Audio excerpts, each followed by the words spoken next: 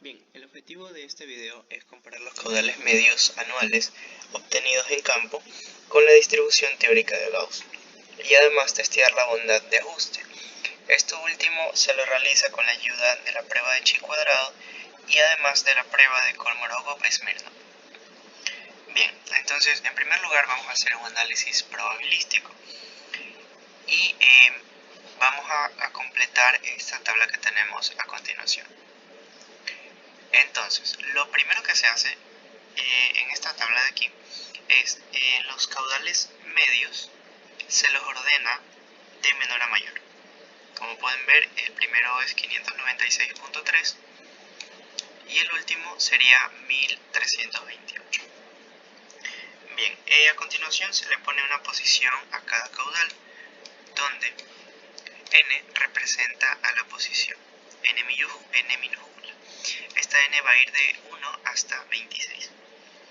Luego, lo que se hace es, con ayuda de las fórmulas de Excel, se saca el promedio de los caudales medios con la función promedio y también se saca la desviación estándar con ayuda de la fórmula desbest.m. ¿Ok?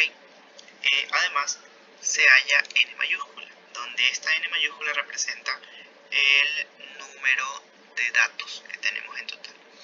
Y entonces este n, con ayuda de la fórmula contar, lo obtenemos, el cual nos dio 26. Bien, eso es lo primero. Ahora, para la segunda columna tenemos la probabilidad teórica de Heysen.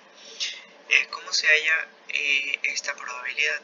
Esta de aquí vendría a ser n minúscula, que es la posición, menos 0.5, y eso dividido para n mayúscula, donde habíamos dicho que n mayúscula es el número de datos. Como lo podemos ver aquí, entonces el primer valor nos sale 0.0192 y luego deslizamos con ayuda de la fórmula y nos sale que el último valor es 0.981. Bien, ahora lo que tenemos que hacer es obtener la z teórica de Gauss. Esta z teórica la podemos hallar de dos formas. En primer lugar, utilizamos la tabla que conocemos gracias a la estadística, o también podemos ayudarnos de la fórmula, la cual es imp.norm.stand, y el argumento va a ser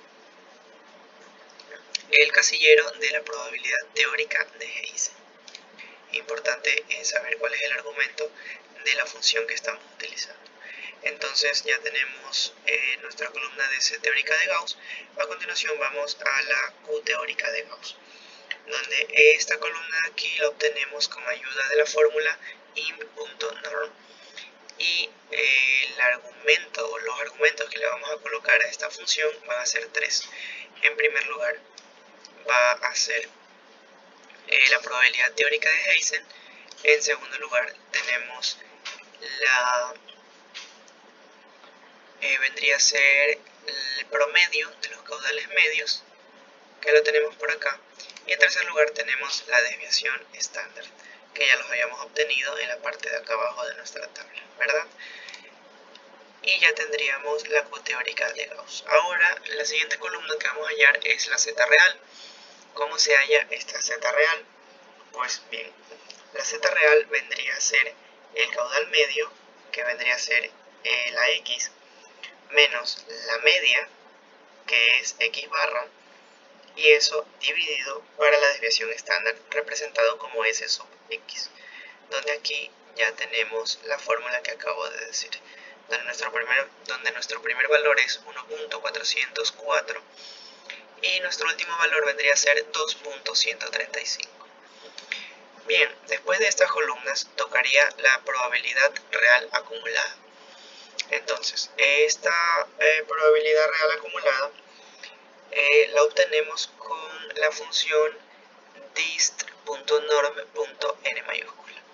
Bien, ¿qué argumentos va a tener esta probabilidad real acumulada? Esta de aquí va a obtener en primer lugar el caudal medio, en segundo lugar la media, en tercer lugar la desviación estándar y por último tenemos que ponerle verdadero para que nos brinde un valor acumulado. Entonces de esta manera podemos hallar la probabilidad real acumulada. ¿Ok? Bien, a continuación, aquí tenemos la tabla de valores de la probabilidad acumulada para la distribución normal estándar. Pero ahora ya nos vamos a ir con la prueba de bondad de ajuste de chi cuadrado. Entonces, ¿qué es lo que hacemos aquí?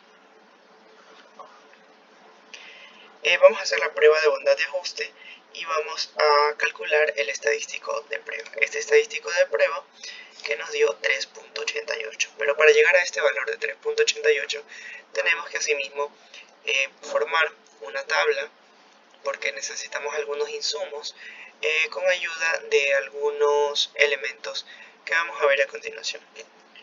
Pero antes de hacer la tabla de frecuencias y de formar todas las columnas, lo primero que vamos a hacer es a plantear nuestra hipótesis nula y nuestra hipótesis alterna. Entonces, ¿qué es lo que vamos a hacer? En nuestra hipótesis nula nosotros vamos a plantear de la siguiente manera. Nosotros decimos que los datos siguen una distribución normal con una media de 886,6 metros cúbicos por segundo y una desviación estándar de 206,8 metros cúbicos por segundo. Vale notar que en esta hipótesis nula que nosotros hemos planteado tenemos dos variables, las cuales son la media y la desviación estándar, como lo podemos ver en esta línea de aquí. Ahora, la hipótesis alterna que vamos a plantear será la siguiente. Va a ser lo opuesto a la hipótesis nula, de tal manera que una sea verdadera y por ende la otra va a ser falsa. Bien, entonces ahora para calcular nuestro estadístico de prueba, lo primero que haremos será encontrar el número de clases. ¿Cómo nosotros encontramos el número de clases representado por la letra K? Esto lo hacemos mediante la fórmula de Sturges, la cual vemos aquí a continuación. Esta fórmula dicta que K, el número de clases, va a ser igual a 1 más 3.322 logaritmo en base 10 de n mayúscula, donde habíamos dicho que n mayúscula era la cantidad de datos que tenemos. Entonces, K nos va a dar, reemplazando en vez de la n mayúscula el número 26, que es la cantidad de datos que nosotros tenemos, nos da que K es igual a 5.700, etc. Entonces, K debe ser un número entero, por ende este 5.7 lo vamos a redondear a 6. Y ya tenemos que nuestro número de clases es igual a 6. Bien, ahora lo siguiente que vamos a hacer es a sacar los rangos intercuartiles de estos números de clases, que van a ser nuestros caudales. ¿Cómo hacemos esto? Fácil, con ayuda de un histograma, el cual tengo aquí a continuación, en el cual le ponemos que nosotros queremos a los datos que teníamos al comienzo de los caudales, le hacemos un histograma con el número de clases igual a 6. Entonces, de esta manera, el histograma se encarga de brindarnos a nosotros los distintos rangos que van a estar del 1 al 6, como habíamos dicho. Bien, entonces aquí podemos notar que nuestro primer rango está de 596.3 a 718.2, lo cual lo podemos corroborar en esta primera línea del primer número de clase. Si nos vamos al último número de clase, tenemos que el caudal va de 1206 a 1328. Y si vamos a nuestro histograma, podemos corroborar que el último rango intercuartil va de 1206 a 1328. ¿Ok? Ahora, la frecuencia observada. Esta frecuencia de aquí, esta columna, también se la obtiene de nuestro histograma. Entonces, ¿cómo se la saca? Nosotros vamos a nuestro histograma y podemos ver que nuestro primer rango en el eje Y, el eje vertical, llega hasta el número 5. Entonces nuestra frecuencia observada va a ser igual a 5. En el segundo rango también va a ser igual a 5. En el tercer rango va a ser igual a 8. En el cuarto va a ser igual a 2. En el quinto y en el sexto va a ser igual a 3. Y eso lo podemos corroborar en nuestra frecuencia observada, donde vemos que tenemos 5, 5, 8, 2, 3 y 3. Ahora, si nosotros realizamos una suma de estos valores de aquí, nos tiene que obligadamente dar el número de observaciones totales, donde n mayúscula es igual a 26 y está todo correcto. Bien, ahora continuamos con nuestra tabla de frecuencias, de las cuales necesitamos dos cosas muy importantes, las cuales son la probabilidad observada y la probabilidad esperada. Ahora, vamos a ver a continuación cómo hallamos cada una. Esta probabilidad observada, dentro de la probabilidad observada, nosotros sabemos que esta de aquí se halla haciendo la frecuencia observada dividida para la cantidad de datos que tenemos. Entonces, ahora tenemos la frecuencia relativa, la cual la vamos hallando como había dicho anteriormente. Por ejemplo, tenemos que el primer valor va a ser igual a D15 según la fórmula, donde D15 es 5, dividido para 26. ¿Por qué 26? Porque ese es el valor de n mayúscula, el número total de observaciones. Ya, entonces de esta manera nosotros podemos hacer esta columna y estos valores tienen que sumar 1, la unidad, o lo que es lo mismo, el 100%, ¿verdad? Ahora, a continuación tenemos la acumulación de la frecuencia relativa, también llamada frecuencia acumulada. Entonces, esta frecuencia acumulada no es más que ir sumando cada frecuencia relativa con su antecesora, con sus antecesoras, hasta que lleguemos al valor de la unidad, ¿verdad? Bueno, entonces ahí tendríamos la acumulación de la frecuencia relativa. Ahora, vamos a hallar nuestra puntuación estándar, llamada Z. Esta Z es la puntuación estándar, la cual tiene un límite inferior y un límite superior. Esta puntuación estándar se calcula como el caudal, que viene representado por X, menos la media, que vendría a ser X barra, y eso sobre la desviación estándar, representada como S sub X. Entonces, como habíamos dicho, tenemos un límite inferior y un límite superior. ¿Qué hacemos aquí? Para el primer valor nosotros vamos a tomar del caudal, vamos a tomar el límite superior. Es decir, si nos vamos a nuestra columna de caudal, vamos a tomar el límite superior, que es 718.2. De tal manera nos aseguramos que con este valor esté comprendido todo el rango, desde la parte inferior. Por ende, nuestra fórmula quedaría que 718.2 menos la media, que la tenemos por acá, la cual es 886.58, y eso dividido para nuestra desviación estándar, que es 202.75, nos da un valor de menos 0.83. A continuación, hacemos lo mismo con los límites inferiores y superiores de cada columna hasta llegar al último límite. ¿Qué vamos a hacer nosotros ahora en nuestro último límite? Cogemos nuestro límite inferior o superior. Nosotros vamos a coger nuestro límite inferior, ¿verdad? Para que de esa manera esté correcto el cálculo. Entonces, cogemos nuestro límite inferior y decimos que 1206 menos el promedio, que es 886.58, y eso dividido para 202.75, que lo tenemos por aquí, va a ser igual a 1.58. Bien, ahora a continuación de esta puntuación estándar, vamos a encontrar la probabilidad observada. Esta probabilidad observada también tiene sus límites inferiores y superiores. Entonces, esta columna de aquí la llamamos con ayuda de la fórmula dist.norm.stand.n mayúscula, donde el argumento va a ser la columna de la puntuación estándar, y además hay que colocarle la palabra verdadero para que esté correcto, ¿verdad? Entonces, de esta manera, igual que en las columnas anteriores, pues aquí vamos a tener un límite inferior y un límite superior.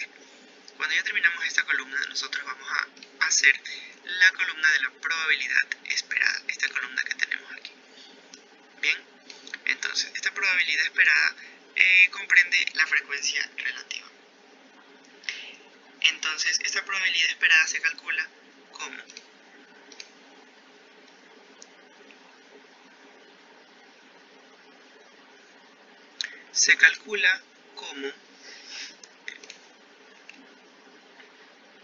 la diferencia del límite superior de la probabilidad observada menos el límite inferior de esa misma probabilidad observada. Entonces nos damos cuenta que esa probabilidad esperada no es nada más que una diferencia entre la probabilidad observada. ¿Ok? Entonces arrastramos la columna y nos damos cuenta que esta diferencia, la suma nos debe dar igual a 1. Bien, ahora ya que tenemos nuestra probabilidad observada, que es esta columna de aquí, y nuestra probabilidad esperada, que es nuestra columna de acá, ahora sí podemos hallar nuestro estadístico de prueba, que es el que realmente nos interesa, con el cual vamos a comparar el valor crítico y determinar si nuestra hipótesis nula es verdadera o si por el contrario tenemos que escoger nuestra hipótesis alterna como verdadera. Bien, entonces, ahora, ¿cómo vamos nosotros a hallar este estadístico de prueba? Fácil, nosotros tenemos una fórmula que es la siguiente. Tenemos que n mayúscula, el cual es el número total de datos, lo vamos a multiplicar por la resta de la probabilidad observada con la probabilidad esperada. Y esta resta va a estar elevada al cuadrado. Bien, ahora todo ese numerador va a estar dividido para la probabilidad esperada, como lo vemos en este renglón de aquí, en el cual el valor nos da 0.015. Eso estiramos la fórmula para toda la columna y vamos a obtener todos los estadísticos de prueba de cada fila, ¿verdad? Para cada número de clase. Cuando tengamos nosotros todos esos valores, lo que hacemos es sacar una suma de todos ellos para obtener un estadístico de prueba final. Este estadístico de prueba final será comparado con nuestro valor crítico, el cual lo calcularemos a continuación, y como ya dije anteriormente, podremos obtener una conclusión de nuestras hipótesis planteadas. Entonces, ahora si bajamos, nosotros vamos a ver el cálculo de los valores críticos para chi cuadrado, ¿verdad? Entonces, vamos con los grados de libertad, el cual es el parámetro importante que debemos notar aquí.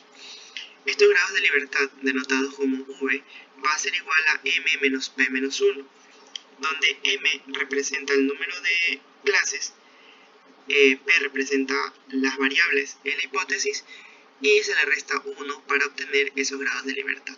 Entonces, número de clases, este que tenemos aquí, dice que es igual a 6. Vamos a corroborar si es cierto.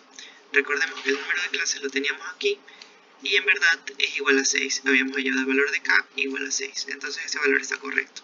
Ahora, p es las variables en la hipótesis. ¿Cuáles son las variables? Habíamos dicho que las variables en nuestra hipótesis, acá en la parte de arriba, son 2. ¿Por qué son 2? Porque en nuestra hipótesis nula colocamos a la media y colocamos también a la desviación estándar. Entonces tendríamos que finalmente nuestro grado de libertad son 6 menos 2 menos 1, lo cual nos da un valor igual a 3. Sabemos que nuestros grados de libertad son 3 y por conveniencia escogemos un valor de significancia de 5%, es decir, 0.05. Entonces, ahora vamos a nuestra tabla y sabemos que en la vertical o en la columna tenemos los grados de libertad y en las filas tenemos los valores de significancia. Entonces nosotros ¿qué hacemos? Escogemos nuestro valor de significancia de 0.05 que habíamos dicho y lo intersectamos con nuestros grados de libertad igual a 3, donde encontramos que nuestro valor crítico, como está aquí denotado, es igual a 7.81. 7.81. Bien, ya estamos a un paso de concluir. Entonces, ¿qué decimos? Nosotros decimos que el estadístico de prueba, el cual nos dio 3.88, como es menor que nuestro valor crítico, ¿por qué? Porque 3.88 es menor que 7.81, entonces aceptamos la hipótesis nula con el 5% de significancia. Entonces, si aceptamos la hipótesis nula, decimos que los datos siguen una distribución normal con una media de 886,6 metros cúbicos por segundo y una desviación estándar de 206,8 metros cúbicos por segundo. Recordar que esto es una conclusión con el 5% de significancia, ¿verdad? Y con esto estaríamos nosotros terminando nuestra prueba de bondad de ajuste con ayuda de chi cuadrado. Bien, si ahora nosotros nos vamos a la prueba de ajuste de Kolmogorov-Smirnov, tomamos en cuenta que necesitamos de dos cosas principalmente que ya habíamos calculado en un principio, como son la columna de probabilidad teórica de Heysen y la probabilidad real acumulada. Entonces, si nosotros nos vamos a la parte de acá atrás, podemos ver que la probabilidad teórica de Heysen ya la teníamos calculada en esta tabla, la cual era el número de la observación menos 0.5 sobre el número de observaciones totales que tenemos, y nuestra probabilidad real acumulada es la que tenemos aquí, la cual la calculábamos con nuestra fórmula dist.norm.n mayúscula, y sus argumentos eran el caudal medio, la media, la desviación estándar y la palabra verdadero, como lo tenemos aquí en nuestra fórmula. Bien, entonces, como ya tenemos nuestras dos columnas, podemos sacar una nueva columna llamada diferencia absoluta. ¿Cómo sacamos esta columna? Pues, como su nombre lo indica, va a ser una diferencia. ¿Entre quiénes? Entre la probabilidad real acumulada y la probabilidad de Heysen. Es decir, que nosotros vamos a coger la probabilidad real acumulada menos la probabilidad teórica de Heysen y la colocamos en nuestra columna de diferencia absoluta. Escribimos la fórmula, arrastramos para todos los valores, vamos a tener toda la columna. ¿Qué es lo que hacemos a continuación? Encontramos nosotros la máxima diferencia de entre todos los valores que tengamos. Si nos damos cuenta, la máxima diferencia entre todos estos valores es esta que está subrayada en color amarillo, la cual es 0.132. Y ahora, ¿qué vamos a hacer con este valor? Nosotros vamos a ir a la tabla y vamos a encontrar el valor crítico, para de la misma manera compararlo. ¿Cómo hallamos nosotros este valor crítico? Bien, en la vertical de la tabla nosotros vamos a tener los números de datos, y en la horizontal vamos a tener la significancia de la cual habíamos hablado en la tabla de la prueba de chi cuadrado. Entonces, asimismo, la significancia, vamos a escoger un valor del 5%, el cual es igual a 0.05, y recordemos que nuestros números de datos eran igual a 26, pero como en esta tabla no encontramos el número 26, vamos a aproximar al valor de 25. Intersectamos ambos valores y tenemos un valor crítico de 0.26404. Entonces, ya tenemos nuestra diferencia máxima, que es 0.132, y nuestro valor crítico, que es 0.26404. Entonces, comparamos cómo la diferencia máxima es menor que el valor crítico. Al igual que en el caso anterior, se acepta la hipótesis nula planteada. La diferencia máxima no supera el valor crítico, como podemos ver aquí en la conclusión. Entonces, esto quiere decir que nuestra hipótesis nula se corrobora y que los valores de caudal siguen una distribución normal. El mismo valor que obtuvimos de la prueba de ajuste de Kolmogorov-Smirnov fue el que obtuvimos con la prueba de bondad de ajuste de chi cuadrado. De esta manera concluimos con nuestro ejercicio. Gracias.